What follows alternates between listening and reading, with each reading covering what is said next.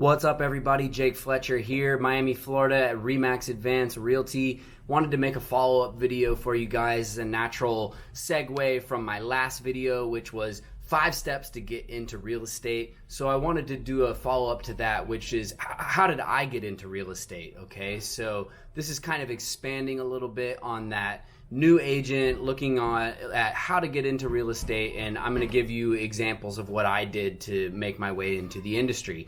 So if you hadn't watched that video yet, it might be a good idea to go back and check it out. I'll link it there for you. And basically in that video we had 5 steps. There was that you had to be 18 years old, there was figure out your money situation, pass the exams, work on your education, your mindset, your skills, and your habits, and then get ready to spend all of your time on this industry. So I'm going to break down all 5 of those for you guys and how I fit into those categories. So first off, being 18 years of older was easy for me because I was 30 when I got into real estate, so check, boom. And figuring out the money situation. Personally, for me, I was in a little bit of a different situation than a lot of people, but might be a similar situation to some of you guys. I was a private music teacher, actually. I taught voice, piano, guitar, music production, and also music business, which I studied music business at University of Miami, so I was kind of uniquely qualified to teach that to a lot of touring artists that I met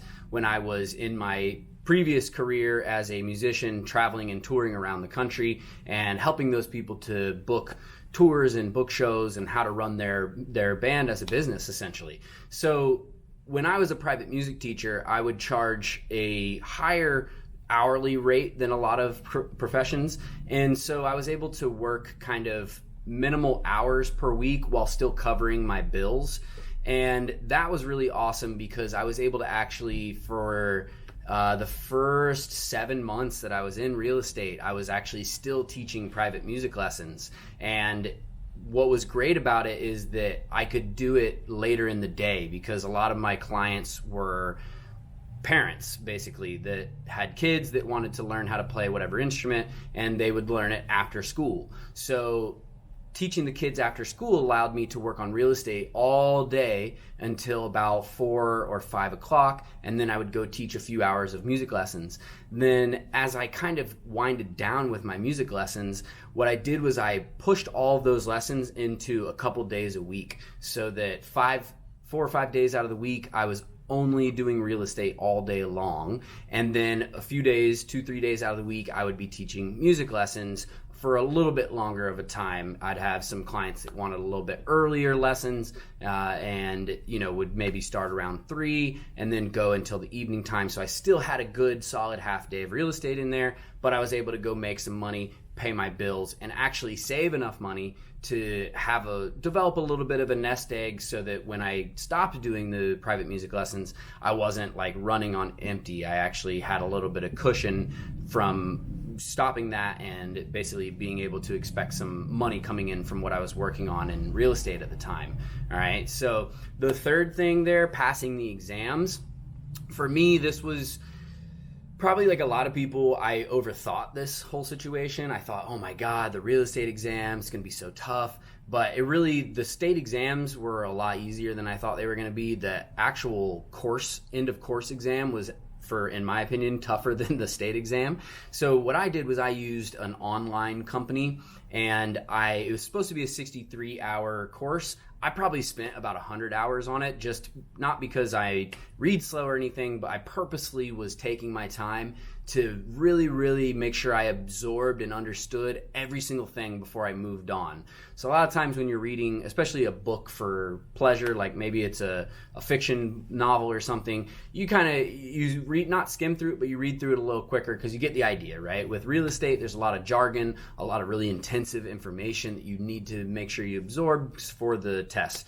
Now, after I finished my end of course exam, I probably spent another 30 hours, about an hour or so a day for the next month preparing for the state exam. And in Florida, they don't tell you what you get on the state exam, but I walked out of there feeling very, very confident. So I think that if you just put in about an hour a day for a month before your state exam, you're going to be fine. And the course exam, as long as you're paying attention to the material and you're studying, you're going to do fine on that as well. It's really not that hard. So don't overthink it. Just do it, study. And if you need to do it online because you're working and doing other things, do it. Don't let that hold you up. If you have the ability to jump headfirst and go do a course and knock it out in a week, do it. Took me maybe about a month to do it online because I was also working and stuff. But every single night I was studying the courses and doing those end of chapter exams and end of the course exam ultimately as well. So the next thing is a really big one. That's to work on your education, your mindset, your skills, and your habits. All four of those are in one thing. It's basically like improving yourself. So for me personally, my education was initially just those courses. And once I finished those courses, kind of in the interim of finishing the end of course exam and doing the state exam, in that little period of time, I started going heavy on watching real estate YouTube videos because I wasn't so dedicated in passing the courses. I had extra time to really jump into some YouTube videos, and just really that became all that I listened to. I almost stopped listening to music entirely. I stopped listening to any other type of content, and anytime I was in the car, making dinner or cooking, whatever, any type of activity where I could be listening to something, I was listening to real estate videos and educating myself. Also, as far as skills, I took that time to start working on my communication skills, start learning about sales skills and things of that nature as well. And mindset has always kind of been something I've worked on since I was younger. So I, if anything, had a little bit of a jump start on that. And I will definitely say that having a positive mindset, as cliche as it sounds, is going to really help you out in this process, because it's definitely not easy. But in addition to having a positive mindset, you really need to feel from the depth of your heart that you are going to conquer whatever it is that you're setting out to do in life, whether it's real estate or any other type of job. So when you're taking this plunge into the real estate journey, you really want to be convinced and convicted in your heart that you are going to crush it, and that you're going to do everything that you can in your power to do as well as you can. All right. Now, for me personally, the habits, the fourth step there, was one of the more difficult ones. One of the most difficult for me was starting to wake up earlier and earlier, to now where I'm at is waking up at 5:30 in the morning. Feel pretty good about that. I did not used to wake up that early. I would wake up at like 9, 10, 11 o'clock because I would go to bed so late. So a big part of it was starting to go to bed earlier. And that was really tough for me personally, and waking up earlier. So going to bed earlier, waking up earlier, and not eating out as much. It kind of goes back to the habit of the financial thing. It was a habit for me to want to go out and eat. Everybody loves to go out to eat for the most part, at least as far as most people I've ever met. So that was another habit that I had to break, and not like I don't ever go out to eat, but I definitely reduced that amount, that frequency of going out to eat.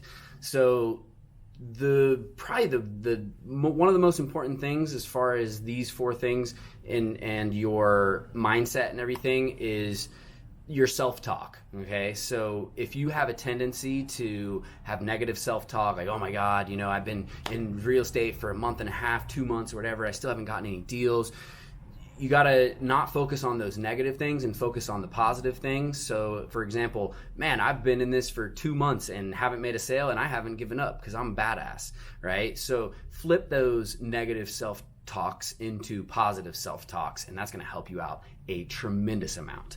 Now, the last thing is getting ready to spend all of your time. For me personally, I knew this was the case because I knew other realtors. My mom was a realtor. I've seen the real estate lifestyle, and I knew it was a 7-day a week, 365 days a year in its nature for the most part, especially in the beginning. So I was ready to spend all my time. Now, the big thing that I think a lot of people get hung up on in this department is they don't understand the level of consistency that you need, right? So it's not just about being the first to the office and the last to leave. That sounds great, right? In a cliche type way, but what you do with that time is the most important thing. So you don't have to be the first the first there and the last to leave. It's more about being consistent and doing the productive activities that are going to generate income for you and being consistent with them day in and day out. And that's what's going to ultimately deliver you the results.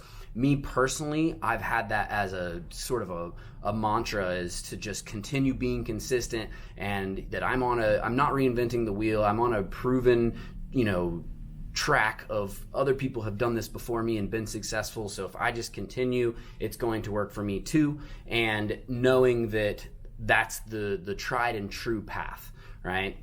So whatever it is that you choose to do for your prospecting or whatever, make sure you're just super consistent with it. And the more time you put into it, the more results you're going to see back, as long as you're being consistent with those productive activities. All right, so that's a little bit on how I personally got into real estate. Hopefully that illuminated a little bit for you guys, helped you out. And if you have any questions, drop them in the comments below. Make sure to subscribe to my channel. All of my other links to social media stuff is below. And make sure to subscribe. I'll see you guys on the next one. Peace.